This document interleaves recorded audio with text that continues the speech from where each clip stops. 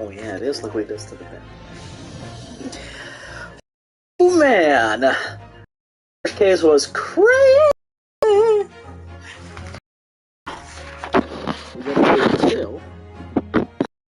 Best case ever, or else I will complain online. Well, I don't know. I'm sure it'll be at least a good case. It was a ghastly tale of a winter's night. One of an invisible killer and a crime perpetrated on the pavement along Briar Road. As the victim lay at death's door, the mystery of just who had stabbed the young lady from behind had been resolved. Yeah, I thought this sounded familiar. But no sooner had my friend saved that Eastern Exchange student from his harrowing plight than in the dim, flickering shadows of gaslight did a second bizarre crime rend the stillness of that very night. I dare say most can still recall the sensational headlines of the day. Haunted apartment of death, the condemned criminal's curse, the dread demon of coal gas. Yet, though the great detective had at once discerned the truth upon his arrival at the scene, it only proved to be the overture that announced the rising of the curtain on a most tragic play. Maybe we're going to meet our Shakespeare friend again. I wonder. My name is Ryunosuke Naruhodo. I'm a fledgling lawyer, just starting out on my journey. 6 months ago I arrived as a visiting student of law, having made the long voyage across the sea from the Empire of Japan to here, London, England. And on the way, in quite extraordinary circumstances, I made the acquaintance of a world-famous detective. Currently, I reside in the attic of the detective's own lodgings, from where I run my legal consultancy of sorts. I've successfully defended a number of clients in Britain's highest court, the Old Bailey, but since our particularly grueling and unforgettable legal battle 4 months ago, I haven't returned to the courtroom. In truth, I lost my right to return, but that epic trial was just one small part of an epic tale, a tale which was now about to awaken from slumber, thanks to a letter that arrived this morning from my homeland. Hi, it's Hisato. I'm coming back with my books. Well, uh-oh, I'm hungry. What a delicious smell, wafting up the stairs. It must be nearly time for breakfast. I'd better go down to Mr. Sholmes' suite and say good morning to the great detective and his flatmate. Tiger Pepper's coming. Ah, Runo, good. I was just about to call you up to you. The bacon's ready. Good morning, Iris. It smells delicious as usual. Before we eat, though, I have some news. I had a surprise this morning. Shh, not another word, Mr. Naruhodo. Kitty, be quiet, dude. They're gonna think that I think that's part of the script.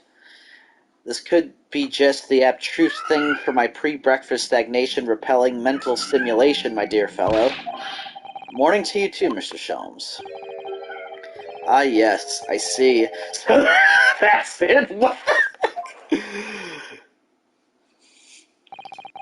The truth is as clear to me as day. My faculties of observation have revealed it again. What are you talking about? You, Mr. Naruhodo, you have this very morning met with a surprise. Well, is that not the case? Really, my dear fellow, it barely warrants explanation. Firstly, your hair is particularly unkempt, somewhat reminiscent of a bird's nest. Secondly, you have neglected to fasten the third button of your jacket. Clearly, when considered together, these two facts point to you having been flustered this morning. Can I talk now? But of course, though I don't look for admiration, you understand. My hair always looks like this. It's been this way since I first met you. Oh, it has? And the button was ripped off last night, if you remember. By you. Hardly pulled your button off. Ah, yes, I recall the incident now. It was after supper, was it not? As the evening advanced, I picked up my violin and began to play the wailing notes of a haunting tune. But then, to my utter dismay, the third string snapped.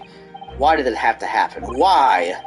Little wonder, then, that in my vexation I grabbed the first button I saw and ripped it from its proper place.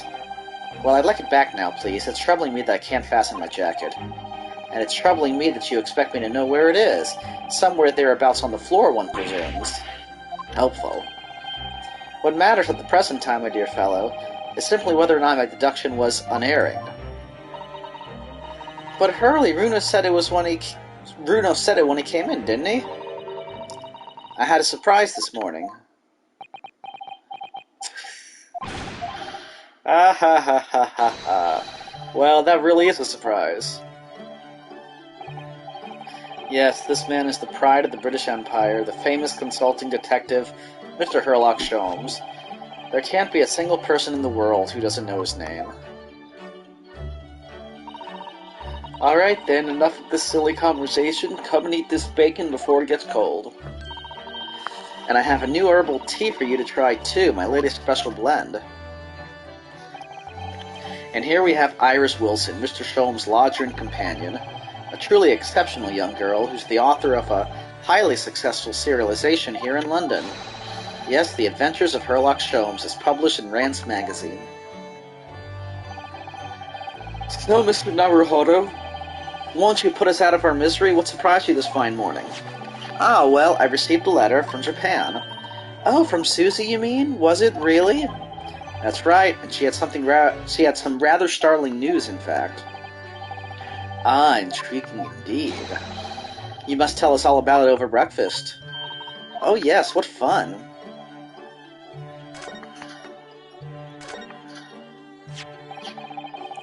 This is the letter that arrived from Japan this morning by international post. Oh, how lovely. Look at Susie's beautiful writing. I wish I could read it. And how is your judicial assistant faring, may I ask? She's very well, thank you. In fact, according to what she's written, she actually appeared as a lawyer at the Japanese Supreme Court and won a case. Oh, really? Oh, isn't she wonderful? A cut above your good self, my dear fellow. I've won cases too, you know. Apparently, Mr. Natsumi appeared in the trial as a witness. Natsumi. No, I don't recall that name.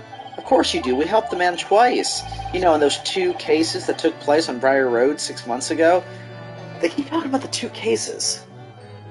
But what was the second case? I don't remember. Because it was just Olive Green that was stabbed, right? Yeah, that's what I thought. The mustache twitchy man with the somewhat feline eyes and the mustache. He didn't have 2 mustaches, Hurley. Yes, who could forget those 2 cases? They made a very deep impression on me.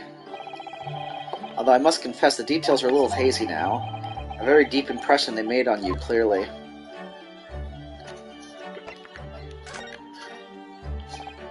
So, what was this startling news penned by Miss Susato? Do you remember the case of the haunted lodgings, Mr. Sholmes? Ah, yes, it's very interesting, you know. I don't feel entirely uncertain that a case of that nature did not occur. He's totally forgotten, then. Anyway, in her letter, Miss Susato asked that we read over her case notes again and investigate further. Though it took place half a year ago, for what purpose? Because it's something that Mr. Natsumi said to her, apparently. He suggested that the real reason why she was called back to Japan so suddenly might have something to do with that case of the haunted lodgings. He lived in the haunted lodgings. Yeah. Did this, happen maybe off-screen in a way? And... But did he go off and investigate something else? I don't remember. While we were helping Natsumi?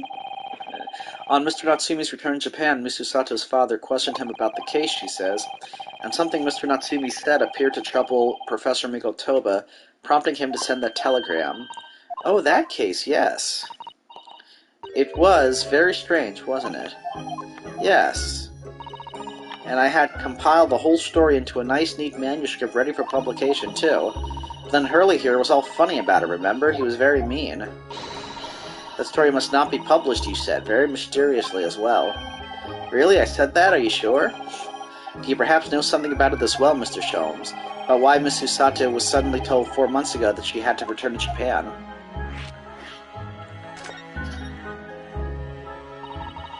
It's been 4 months now since we waved Susie off at Dover. It was such a shock, wasn't it? The way she just suddenly announced that she had to go back to Japan. Indeed it was, due to a telegram she received from her homeland, I believe. That's right, telling her to return urgently. Yes, because her father had passed away. No. It just said he was suffering from a high fever, the cause of which was unknown. He's not dead. But according to this letter, that news about her father's fever was just a ruse. A ruse? So Susie's daddy lied to her so that she'd make the voyage back home? Why would he do that? I have to admit I have absolutely no idea, but she believes it's almost certainly related to the case of the haunted lodgings. Can you guys go into haunted lodgings, since this is clearly over our heads? Summoning her back to Japan so suddenly like that, I wonder what Miss Susato's father is hiding. Hurley, do you know what it's all about? Oh, he said his outfit. Huh? Ah, well, who can say? What? But you said... Please, I have engagements, my dear fellow. My calendar is quite surprisingly full today. And a stringent analysis of the matter would be excessive, I feel, even if I were quite at leisure. So, man the fort in my absence, won't you, Iris? I will, Hurley, don't worry. See you later. Sorry about my coffee.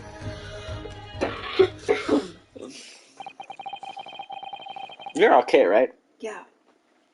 He scuttled off rather quickly there.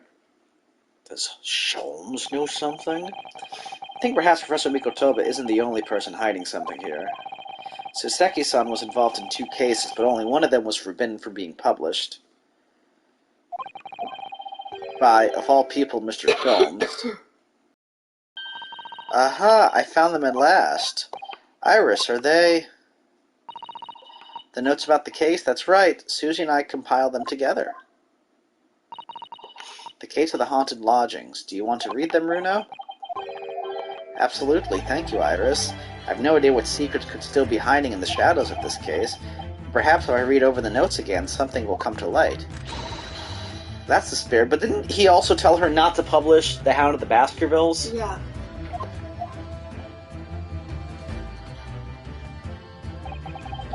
And so, Iris and I decided to read over the case notes again together. Everything from what happened to our investigation of that fierce battle in court that followed. Reliving every detail. I just need to find a clue. Whoops. Oh, wait a minute. I think this case is going to be that case, basically. Okay. The haunted lodgings, like we're about to play it. Reliving every detail. Yeah, the fierce battle in court. But of course I'm no longer allowed to practice law in the courts of Great Britain.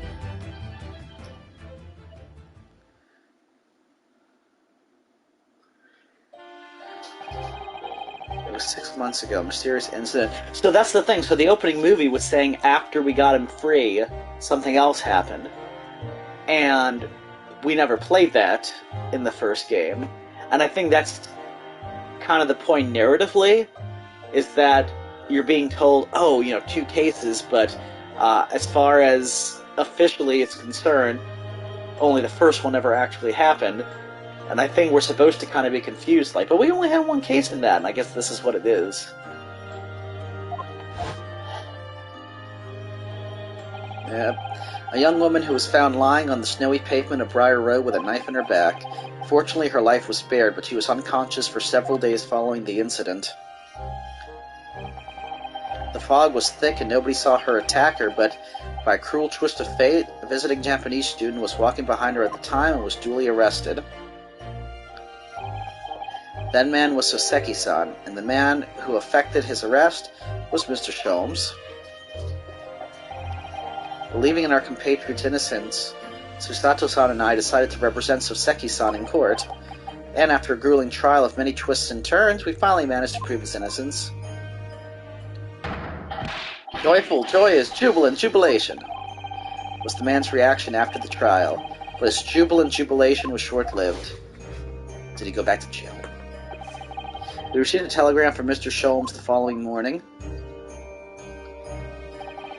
The victim of the Briar Road stabbing has regained consciousness. Hurry to Barch at once.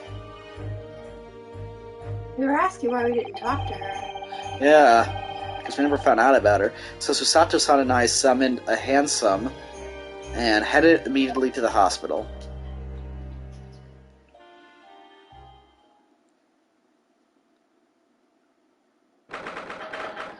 Oh no, there's a rat. Or a mouse. There you are at last. Good morning, Mr. Sholmes. I think not. Oh! Yay, we get to Sato again! You're late. What on earth took you so long? Your telegram only arrived at 5 o'clock, Mr. Sholmes, and it's a 20-minute ride to the hospital. That's right, it's 5:30 now. I think we made very good time. The time is utterly irrelevant. The fact is, I've been waiting for what has felt like an eternity. Ha! In point of fact, I myself was awoken at 4 this morning by a telegram boy, and feeling it was somewhat unjust that I alone had been roused at such an hour, I sent one to you. Well, thanks for that. Anyway, you're here now, so the victim is over there. She's only just regained consciousness. Oh, we finally get to talk to her!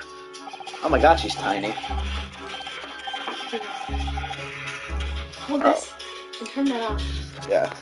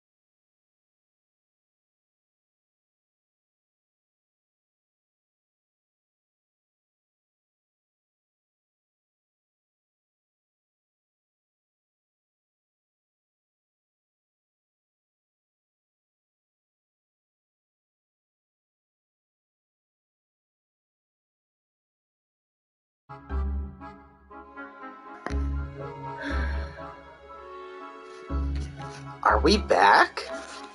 That was an important call. I guess you have something to hide, just like Mikotoba. Yes. No, it's just private stuff, but it wasn't all that important. No. So, Didn't think you'd be interested in hearing. no, I was surfing the web for gaming news. Alright, you should introduce yourselves, and I shall observe from here. She looks like a little girl. Oh, so that's the lady who was found on the snow-covered pavement with a knife in her back. Her feet don't even reach the floor. Look at her. She's so short. Wow. Her name is, yes, here we are, Miss Green.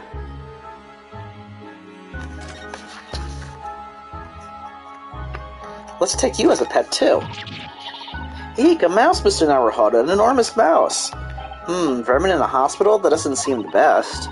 But it looks like a very healthy specimen, doesn't it? It's very plump. I'm not sure we can say that's down to the excellence of this facility, if that's what you were thinking.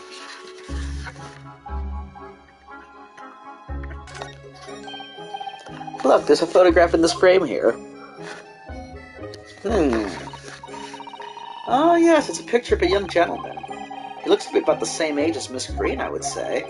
Perhaps the young woman's special someone, do you think? My, Mr. Naruhodo, I didn't know you had a sense for matters of the heart. Not in the least. I sincerely said the first thing I thought of.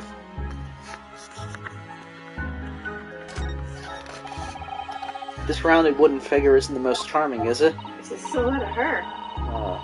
I don't think it's a decoration, Mr. Naruhodo. It's an artist's mannequin, I believe, used when practicing sketching the human form in different poses. Really? It's not exactly what you'd call a typical figure for that purpose, though, is it? No, I suppose not. I confess I've never seen one quite so full-figured before. Well, if you want to draw a full-figured person, it's the right tool for the job. Is she an artist? I don't A know. lot of art stuff in there. I guess we'll find out. This is the patient's treatments. Do not feed. What is this place, a zoo? You know, I seem to remember seeing an almost identical sign in our local park. For the pigeons, yes, this is a person. Poor woman, I hope she hasn't read this. Alright, time to talk to her. We've been waiting a few weeks to talk with her. Good morning. Oh, she is an artist. Hello, I'm Ryunosuke Naruhodo from the Empire of Japan. Oh no, was it your knife? Are you the man who... No, I'm a lawyer. And I'm Susato Mikotoba. Pleased to meet you. Oh no, was it your knife then? Are you the one? No, I assure you, I'm Mr. Naruhodo's judicial assistant. We heard that you'd regained consciousness and wanted to come to give you our best wishes. Best wishes for me? Thank you. I'm Olive Green. I'm an artist. Well, no, that's not right, is it? What I mean is I'm trying to be an artist. Well, what I really mean is I desperately want to be an artist. But the truth is, I don't have any talent. I know I don't. It's no wonder I was stabbed in the back. I don't think that's related, actually. She was stabbed in the back with an accident. Yeah. Oh my goodness. Gosh, this young woman seems to bend over backwards to put herself down. Seeing as we're here, we should ask her about what happened from her perspective, I suppose. To suddenly be struck in the back by a blade as you were walking along the pavement. What a terrible experience you had, Miss Green. It was so cold that day, and the fog was so thick I couldn't see a thing. That was 4 days ago now, I think. Is that right? Yes, that's right. I'm afraid you've been comatose all the time. But the case has been solved, hasn't it? While I've been here in the hospital, I mean. Indeed it has, my dear madame, spectacularly, by none other than I, Herlock Sholmes. Mr. Sholmes, as you well know, is Mr. Naruhodo's hard work in court that solved the case. Are you yet to hear what happened, Miss Green? Yes, I'm afraid so. A gentleman from the police force is supposed to be coming to fill me in shortly. Oh, I see. Me coming round seems to have made everyone frantically busy. I'm so sorry. I should never have regained consciousness. It was selfish of me. What? It's like sad, but that's... I've never heard that before. We thought she was gonna die at I one point. know. Oh no, we're all so relieved that you're on the mend, Miss Green. Really, we are. With that kind of attitude, maybe her shade should be blue, not green. Whoops, there we go. So, you're an artist, are you, Miss Green? Oh no, oh, I couldn't possibly claim that. I'm a fledgling artist at best. I mean, I'm a student of art, really, at the Thorndike Academy of Fine Arts. Oh my, an Academy of Fine Arts. Great Britain is such a wonderful country. So is she an adult or is she like a teenager? Well... They're calling her a lady. 20. Okay, so she is an adult. Tell me, Miss Green, do you live hereabouts? Oh, may I actually give you back this? Oh, yes. You're welcome. Oh no, actually, I don't deserve it, but I have a little flat on Brixton Road or Brixton Road? I want to say Brixton, maybe? I see, how very interesting. Oh no, is it? Brixton is some 10 stops away on the underground from here, and Thorndike Academy is a mere 3-minute walk from Brixton Town Centre. Does that matter, Mr. Sholmes? Perhaps not, but Briar Road is a far less salubrious part of town by comparison, dwelt in by those of inferior means, including the maleficent Mr. Mustache. Inferior means, I suppose Suseki-san does fit the bill. It struck me as somewhat out of the ordinary for a young fine art student to be walking in such a district. That's all. What's this? She suddenly clammed up?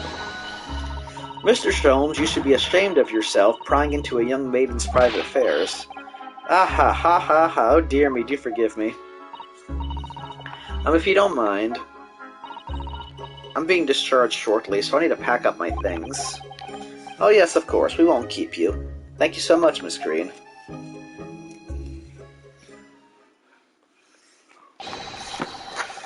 Is there a Mr. Narrow Fodder here? Mr. Narrow Fodder!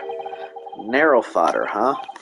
Well, if you're looking for Naruhodo the lawyer, that's me, but... Ah, Mr. Narrow Fodder, good, this is for you.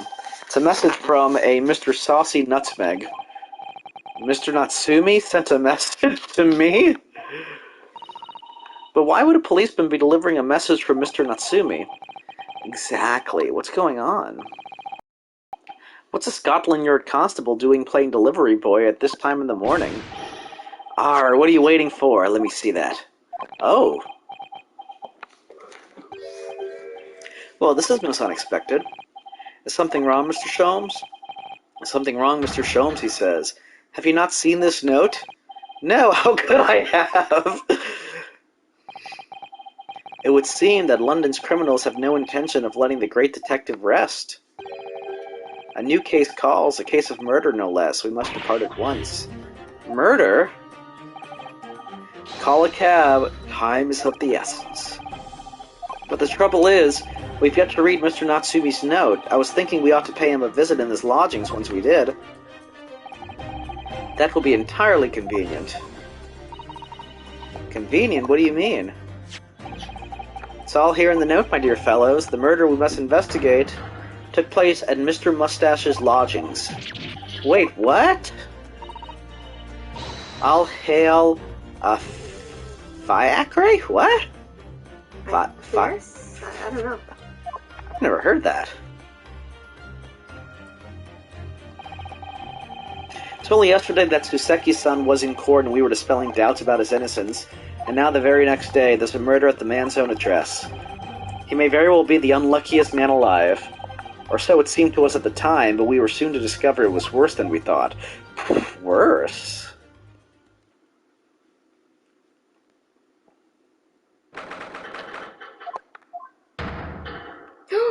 It's that guy! See?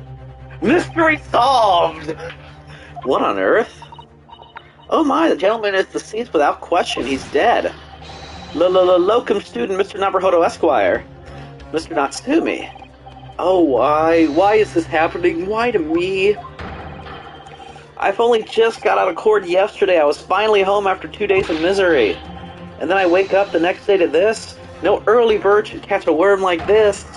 Woeful worm without wiggle. I see you're in high spirits again this morning, Mr. Mustache. Arr, not the horrible airlock Sholmes. Shoo, shove off, show yourself the door, I never invited you. Mr. Sholmes came here with us. I'm quite sure he'll be able to help you, Mr. Natsumi. I'm entirely at your disposal, Mr. Mustache. What can I do for you? Uh-oh. Oh, but this was before that whole incident. Just here they are already, the busybodies.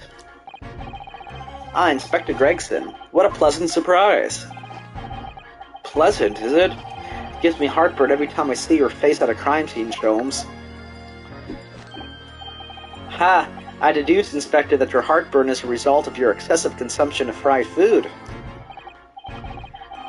Good morning, Inspector. This is a crime scene, don't you go touching anything. Or good morning to you too, Sunshine.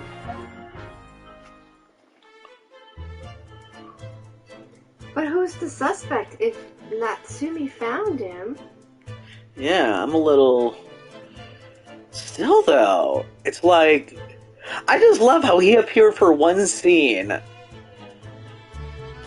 And, basically, his flatmate got murdered. yeah. I'm still in the house of the guy who had the maid. Yeah. Yeah, it is. Remember, he was in the jury in the 5th case, wasn't he? Yeah. Okay, so if we can't touch it yet, first let's talk to him, maybe? Or...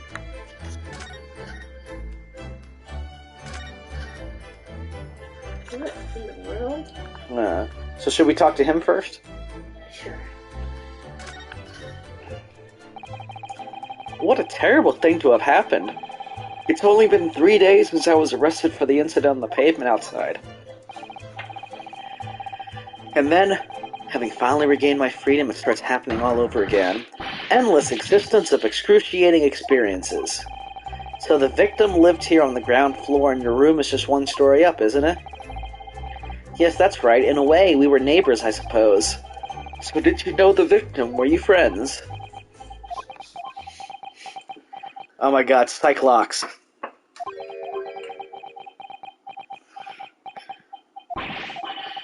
What's the matter with Toseki-san now? He looks scared.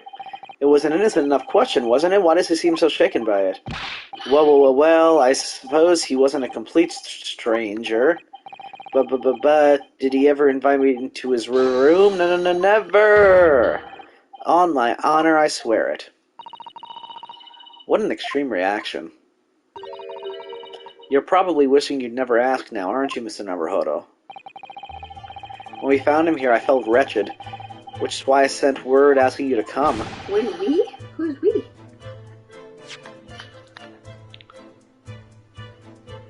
We found him here. I don't know. Not when I found him here. When we? To that inspector over there. Unless he means his house dad guy. That could be it. So, Inspector, what was the victim's name? Who was he? Mr. William Shamspeare. He was a lodger here. As you can probably tell, he was an actor. A bit of a dead loss as it happens, or just dead. Mr. Shamspeare? It was the landlord, old Mr. Garadeb, and the other lodger, Mr. Natsumi, who found him. There we go. The fellow didn't rise, got worried, and kicked the door down. But doesn't Mr. Garadeb have a bad leg? Ah yes, you're right there. It's that jittery Japanese hunchback over there who actually did the kicking. Really? So Seki-san? The victim was pretty hard up, it seems, even done some time inside for petty crimes. He had no money, no place to go, and no friends. His only acquaintances were the people in this house. Miserable life and a miserable end to it. So, what exactly is Mr. Natsumi still doing here? He's not involved in the investigation, so shouldn't you have sent him away from the crime scene? Well, I'm not saying it's because the fellow looks odd or anything, or that he acts suspicious. But I thought it would be prudent to take a statement from the cohabiter. You nearly said culprit there, didn't you? Oh dear. Mr. Natsumi appears to be under suspicion again. certainly seems that way. He does just come across as such an odd fellow, doesn't he? Well, we know if he's accused, we'll get him off the hook because we know he's back in Japan. Right. So we will win. Poor man, how unfortunate. Anyway, I can't say much until the coroner gets here. But I don't think the fella's been a goner that long. The body's still warm. Even if the inspector would allow it, I don't think I could bring myself to touch a dead body.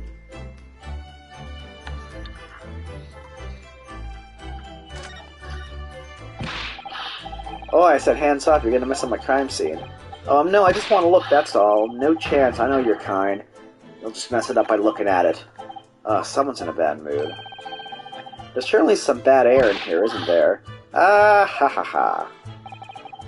Alright, sounds like I'd better talk to the inspector first and try to curry some favor. Isn't that what we just did? So, Inspector, what was the victim's What the? Why is this?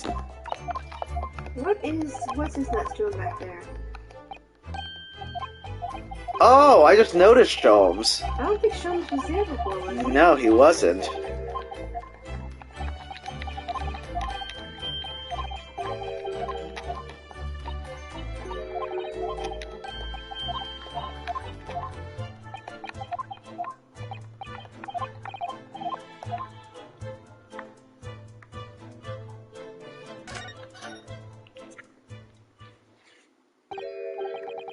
Mr. Sholmes, what are you doing? You only need observe to know it, my dear fellow. Investigating, naturally. There's nothing natural about that pose. Mr. Sholmes, have you made some miraculous discovery? Patience, my dear madame, patience. We've not been in this room for even 5 minutes. So far, all I've managed to deduce is what actually happened. My goodness, but isn't that everything we need to know, Mr. Sholmes? Now that you proposed the idea, I believe one could indeed see it that way. At the present time, I have managed to draw two incontrovertible conclusions. The first, that there was a physical struggle here last night in which the victim fought for his life. Mr. Natsumi, what's wrong? Is something that Mr. Sholmes said significant somehow? No, don't mind me. Forget I was here. And my second conclusion is that there was a poison lingering in the air here last night that passed the victim's lips. No, nonsense! Alright, Mr. Natsumi, why are you reacting so extremely to Mr. Sholmes' deductions? No, please, pretend I'm not here. Invisible, ineffable, inscrutable, insignificant. Impossible to ignore. You must tell us everything, Mr. Sholmes, spare no detail. But of course, let a theatrical tragedy before us be unraveled by my great deductions presented for your pleasure in 2 acts. We've heard some truly astounding great deductions from Mr. Sholmes in the past. No doubt this will be no exception. What miracles will unfold before our eyes this time? So, my dear fellows, for your delight and wonder, let the curtain rise. For Herlock Sholmes, Logic and Reasoning Spectacular Act 1. Oh, here we go. Yep, let's get back to it.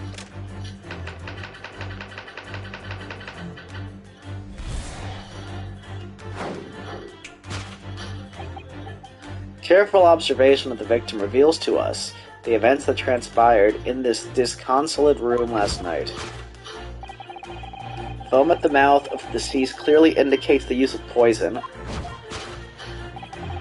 Next to the victim, we notice a large dining plate which contains, you will observe, 1/2 of a sizable bar of soap. I thought it was butter. It looked like soap to me just because it was green. Meaningful? Indubitably. Why is the soap set so purposefully upon the dish?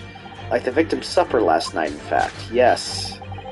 Could it be that the man was about to eat it? Of course, the fork reveals the answer. It appears that the young man's appetite was his undoing. Taking up arms in the form of his cutlery, the victim engaged in a deadly battle for his life. I'm sorry. Yet the struggle against his hunger was in vain, for in the end, he couldn't resist devouring the slippery feast. But London's foul soap is besmirched by foul poison. Yes, the victim's life was claimed by poison that tainted the contents of the plate.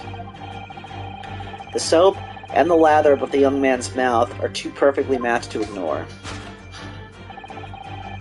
The cause of death was clearly intoxication due to excessive ingestion of foul soap. Though personally, I have a greater interest in the taste of foul candle wax, of course.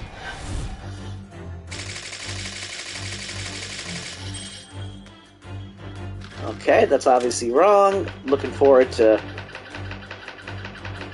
figuring out where he went wrong. The cause of death identified, we proceed to Act 2, where we ponder the next question. Was this suicide or murder? The audience will recall that death occurred during the victim's Last Supper. Did the man dine and die alone? The single teacup suggests the answer. To draw a conclusion on such meager evidence would be foolish, however, certainly. The careful criminal could have absconded with his own cup to cover his tracks. Well, allow me to lift the veil of doubt, my dear fellow. Indeed, what reveals the answer, of course, is the broken lock. Though forced open now, at the time of the incident, this door was locked. And the sole key was in the victim's pocket. In other words, when the victim consumed the poison, he must have been alone. Alone with his inferior soap, from whence wafted an inferior scent, and with that acrid aroma lingering in the air, the victim met his end in tragic solitude. We can take comfort only in the fact that his soul was well cleansed on its way to the hereafter.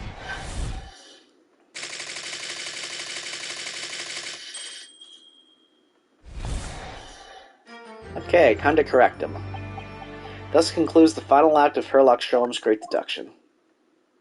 Well, she is not pleased. No, she is not impressed. Gregson's not impressed either. There's just one thing, Mr. Sholmes. You're disposed to identifying just one thing, aren't you, Mr. Naruhodo? Pray, what concerns you? Well, no matter how hungry he was, do you really think the man would have eaten soap? It is quite apparent that this man had barely a penny to his name.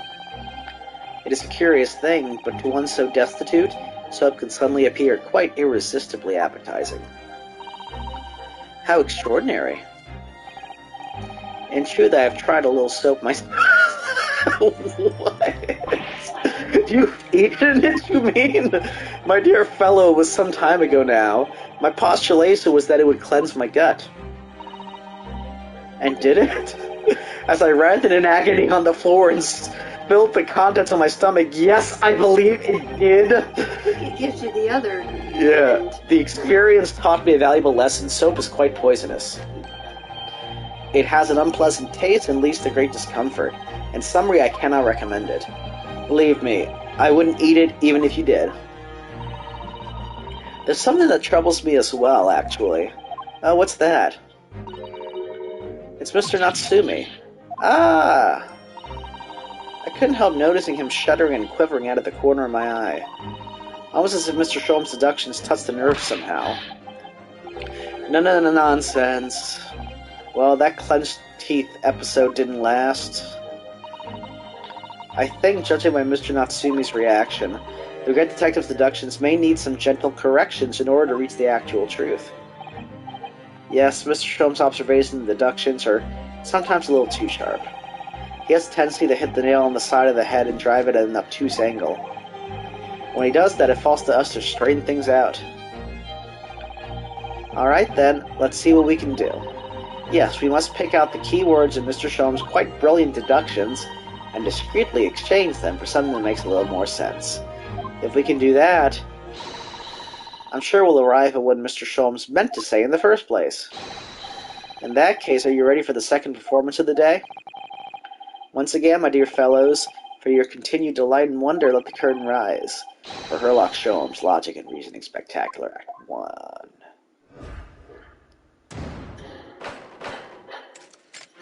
Oh, sweet Jesus. Alright.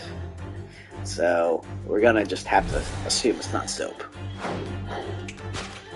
Alright, so transpired. Guy's dead, poison.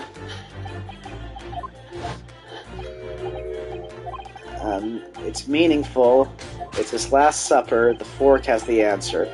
I'd assume the teacup has the answer. Tea being poisoned. Well, you can't deny that a fork implies the man was eating something or about to eat something. Yes, that's true. If I were to decide to eat some soap, I should prefer to use a fork than to attempt it with chopsticks. And of course, only half of the bar of soap is left on the plate. But might there not be some other explanation? Something material that proves whether or not the man really ate some soap?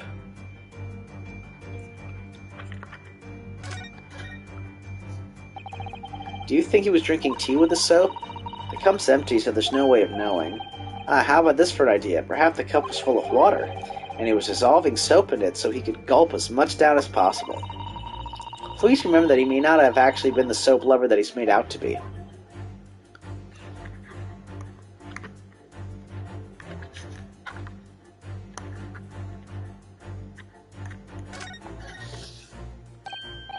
Look, there's more soap on the floor here. Mr. Shamspear must really have loved the stuff. Let's not jump to conclusions, Mr. Navarro. Look closely at this soap. Do you see that it would fit together perfectly with the half bar on the table? What the? How can that be? I think that they are two halves of the same bar that broke apart. So, did the victim really eat some soap? No. Take that!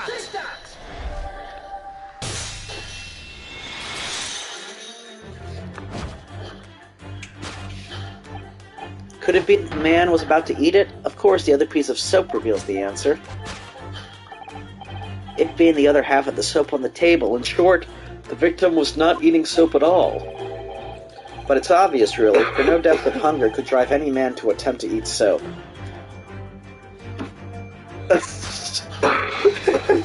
We were giving him the eye. Even I, with my unquenchable thirst for practical knowledge, took only a single bite. But that begs the question of how the man was poisoned, because there's no sign of any food on the table. An excellent observation, Mr. Navarro, and one that furnishes us with the answer we seek. For London's foul soap was besmirched by foul poison. Yes, the victim's life was claimed by poison that tainted the contents of the plate. Mr. Sholmes is still pushing the soap argument then. Perhaps he's suggesting the man licked the soap rather than ate it. If soap in London is that poisonous, I don't think I want to be washing my hands with it. But there are no signs of any food in this room at all. Of course, food isn't the only thing that passes people's lips, is it?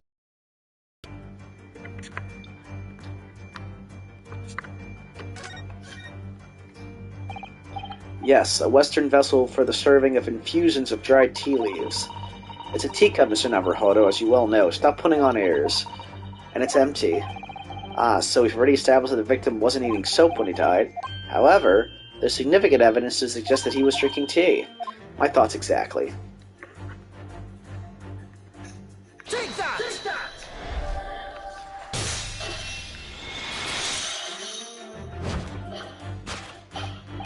Yes, the victim's life was claimed by poison that tainted the teacup.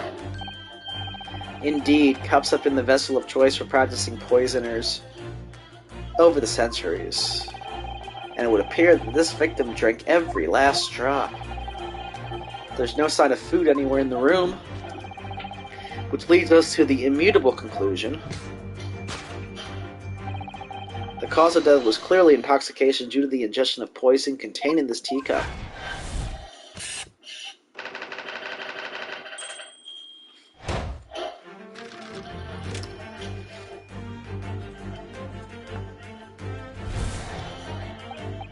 The cause of death, upon the next question, was this suicide or murder? The audience will recall that death occurred during the victim's last supper. Did the man die and die alone? The single teacup suggests the answer. The Western vessel for infused hot drinks again. It's already featured heavily in our deduction so far. Yes, we can imagine that shortly before his death, Mr. Shamspear was having a drink of tea. There'd be nothing remarkable about it. But what troubles me is Mr. Natsumi's reaction when he heard Mr. Sholmes suggest it. There's more to this deduction than it seems. We must closely examine the scene of the crime again for some more clues. What shows that somebody else was present? Oh, the other teacup? There's two teacups. It's another Western vessel. It's a teacup! And it too is empty. Given that he's actually holding this one in his hand, we can assume this is the cup from which Mr. Shamspear was actually drinking. But if that's the case, this changes everything. Everything we've deduced up to now is turned upon its head. I have a bad feeling about this. I almost don't want to say it. Yes, I know exactly how you feel. Take that!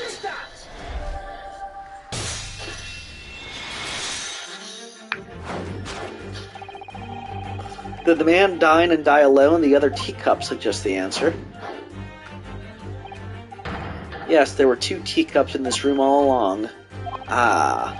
In other words, this is a strong indication that at the victim's last supper, there was a guest present. Why does the guest look like that guy from, like, Case 3 or whatever? From... Fair play? Yeah. No, actually, it looks like the moon guy's face, but with a hat on. At the very least, we can now say with certainty that somebody else was here in this room last night taking tea with the victim. Whoa, what are you talking about? He was drinking tea with him, yeah. Utterly, unbelievably, unjustly unreasonable. To draw a conclusion on such meager evidence would be foolish, however, certainly. In which case, allow me to lift the veil of doubt, my dear fellow. Do you mean to say you knew who exactly was in the room at the time of the victim's death? Indeed, what reveals the answer, of course, is the broken lock. I'm not sure I like where this deduction is going now. I'm afraid it's too late to go back to the house... Oh my god, I used to know how to pronounce this. Halcyon? Halcyon days of eating too much soap. I'm gonna assume. But the identity of the guest who was here last night when the victim passed away is something I have a very bad feeling about. Well, you can try to ignore your feelings, but we cannot ignore the truth, Mr. Naruhodo. No, I suppose not. Time to look around again.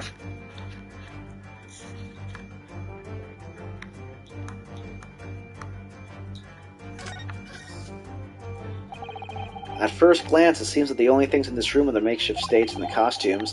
I overlooked these 3 books initially. I wonder what they are. Let's see, the titles read The Pictures of Monsieur Lecoq, Canterbury Yearnings, and A Meal for... Yeah, that's familiar. Wait, I'm sure I've heard those titles before. It could just be an incredible coincidence, but they're the exact same 3 books that Mr. Natsumi purchased the other day. What? Yes, on the day of the unfortunate incident when Miss Green was stabbed. Suseki-san had just been to a bookshop and bought them, that's right. And now those 3 titles are here in the room of the victim? Yet Mr. Natsumi claims never to have been here before. What does this mean, do you think? I really don't know what to make of it. Take that!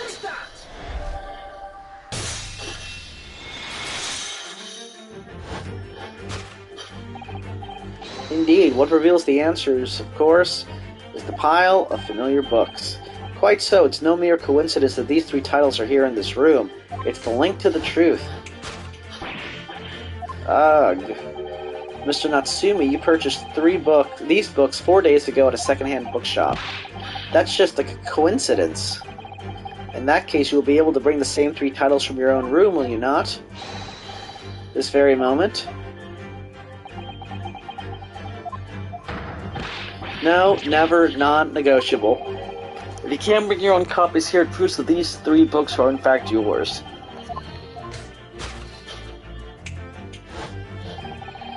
Having purchased the books 4 days ago and returned to your lodgings, you were arrested the very next day. So you could conceivably have brought the books here on that evening, but you never mentioned that. In other words, you could only have brought these 3 books here to the victim's room.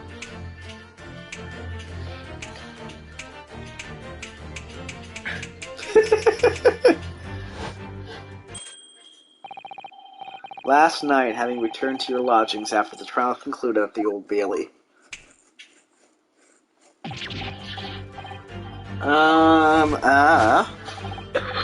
In short, there was only one possible conclusion. The victim died here in his room last night as a result of poisoning. And that same night, the victim had a visitor. And that visitor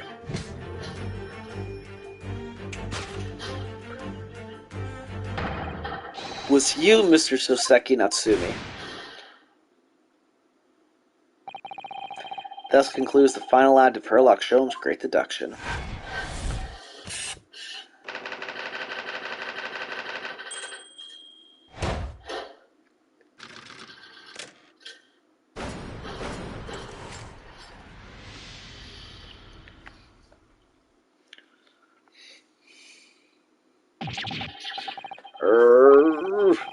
again, not again, not again. Not again! Well then, Mr. Natsumi. It would appear you're gonna have to accompany me down to the yard again. But wait. Hold your horses. Yes. Door, key, lock, entry, exit entirely impossible. He's so flustered he's being even stranger than normal. What, do you think that's an alibi? You could have just made a copy. What? You live in the same building after all. You'd have plenty of opportunity, I'm sure.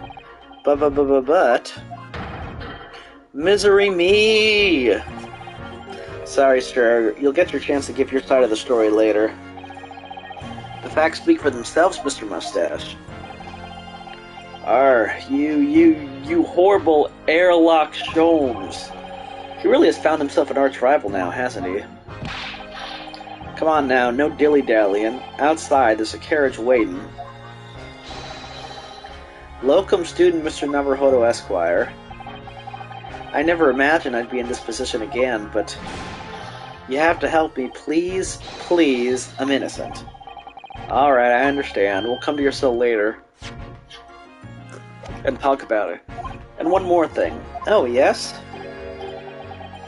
My poor little kitty cat. Please give him his breakfast for me. I guess this is where we take Kitty. And so, his evil curse still apparently unbroken, Soseki-san found himself once again the prime suspect in a case of murder. Thanks to the incriminating deduction of the great detective. My dear fellow, that honor belongs to you. Well, he's not wrong about that. Well, at least that means Inspector Gregson is no longer here. We can examine the crime scene in more detail now. Yes, that's right, and of course... What? Have you forgotten what the inspector mentioned before? It was the landlord, Mr. Garadeb, who discovered Mr. Shamspear. Ah, Mr. John Garadeb, yes. I expect we could find him in his sitting room on the top floor as usual. Right. We must remember to go and talk to him later, then.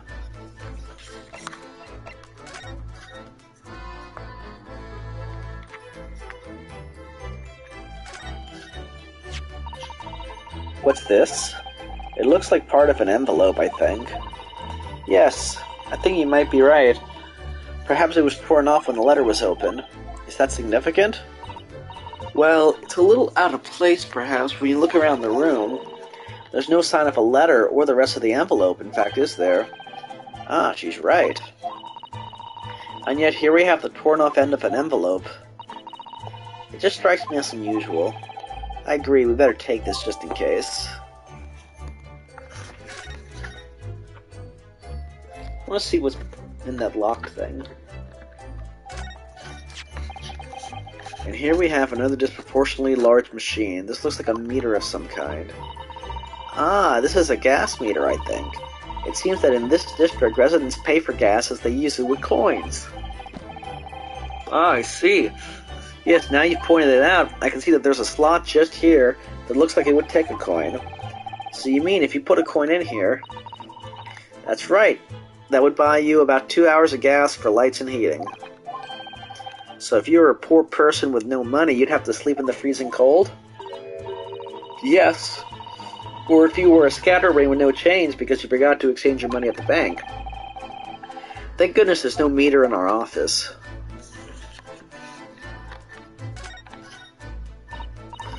Oh, the poor man, so young today.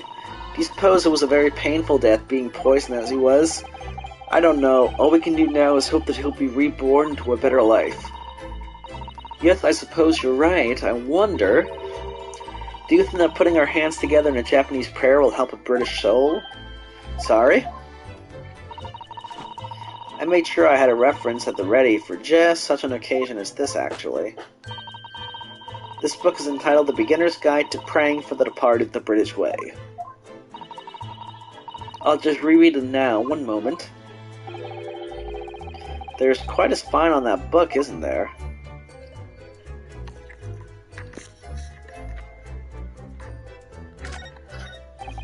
What? Sharing the doze? I'm a little tired myself. But I am intrigued. How far did we get? Well, I don't know. Was it 10? Oh, God. Yeah, having me too. I want to say 10 or 12 minutes was you on the phone, so maybe nearly an hour. Sorry. Well, hey, we got a ways in, so we'll see what happens. Alright, until next time. Gotta figure out why this case is so intriguing to the father, and apparently Sholmes as well.